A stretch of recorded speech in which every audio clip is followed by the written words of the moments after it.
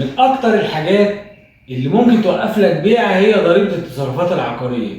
ازاي وامتى؟ طب وايه هي ضريبه التصرفات العقاريه وازاي ممكن توقف لي بيعه؟ كل ده هنعرفه في الفيديو ده. السلام عليكم ورحمه الله وبركاته، معاكم احمد ابراهيم، قناه انا وسيط لتعليم التسويق العقاري. النهارده عايزين نتكلم عن نقطه مهمه جدا وهي ضريبه التصرفات العقاريه. ايه هي وعلى مين وازاي ممكن توقف لي بيعه؟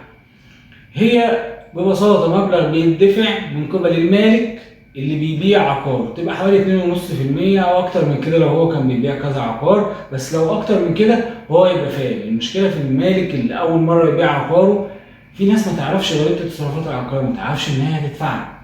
فأنت لازم توضح للمالك وأنت شغال معاه إن يا فندم هيبقى حضرتك عليك 1 العمولة، 2 ضريبة التصرفات العقارية، 3 لو في أي مستحقات على الوحدة للعمارة أو لاتحاد الملاك وهكذا.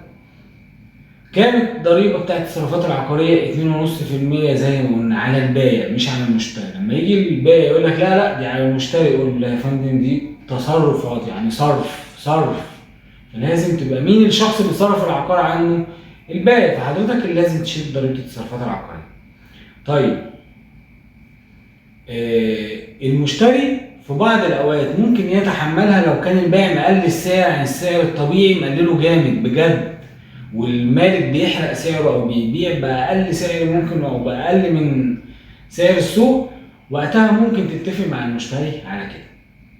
طيب في جميع الاحوال لازم تبقى مرتب النقطه دي، عشان ساعات كتير ازاي بقى ممكن ضريبه التصرفات العقاريه تكون سبب في ايه؟ ساعات كتير بتكون سبب في ايقاف او في ان عمليه البيع ما تكملش، لانه بيجوا في العقد، يجي المحامي مثلا بتاع المشتري يكتب ان تم دفع ضريبه التصرفات العقاريه او تم خصم ضريبه التصرفات العقاريه على اساس ان المشتري هيدفعها. يجي البائع يقول لك ايه؟ لا ما تخصمهاش. تقول له يا فندم ما حضرتك اللي هتدفعها. يقول لك لا دي على المشتري، ده انا منزل كده السعر.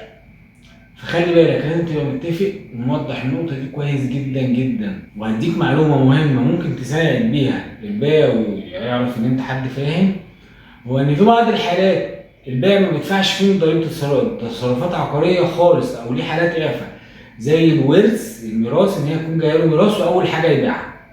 حلو؟ طبعا سكني، لازم تكون سكني.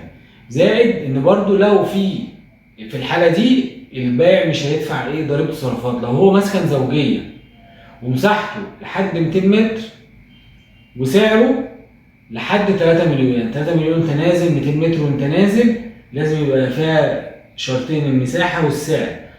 هيكون معفى من ضريبه التصرفات العقاريه. ففي مالك مثلا تكون انت قاعد معاه وبتحسب وتقول له احنا عمولتنا كذا، وانت يقول لك يا عمولتي بس ده كتير، ده انا لسه هدفع ضريبه التصرفات العقاريه يا استاذ فلان. قول له يا فندم هو ده مسكن زوجيه؟ لو قال لك اه، قول له انت معفى من ضريبه التصرفات العقاريه. ودي معلومه في حد ذاتها قيمتها 50,000 جنيه. يعني انت هو ممكن يروح يدفع الضريبه تاخدها عادي، مش هتقول له هو ده مسكن زوجيه ولا مش مسكن زوجيه. هو مش هيدققوا معاه في النقطه دي. انت جاي تدفع، هو فين العقد؟ بعت بكذا، خلاص يبقى انت عليك كذا هتدفعه. كويس؟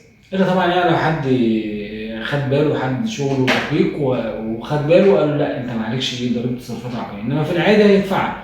فانت كونك قلت له المعلومه دي، فدي معلومه مهمه قوي. كذلك بالنسبه للشخص المشتري، لما حد مشتري يجي يسالك ويقول لك البائع بيقول لي اشيل انا التصرفات، قول له يا فندم انت ما تشيلهاش الا في حاله لو كان السعر فعلا نازل وقليل جدا جدا عن ايه؟ عن القيمه الحقيقيه للعقار. في الوقت دوت ماشي ممكن تتحملها وتبقى انت تدفعها بعدين لما تيجي تسجل عقارك. انت اصلا لما تيجي تسجل هتدفع مصاريف كمشتري، تقول له كده لما تيجي تسجل هتدفع مصاريف. البائع بيدفع عند البيع، المشتري بيدفع عند، مش بقى عند الشراء وبس، لا بعد الشراء عند تسجيل العقار. كنت استفدت من المعلومات دي، اتمنى انك تشترك.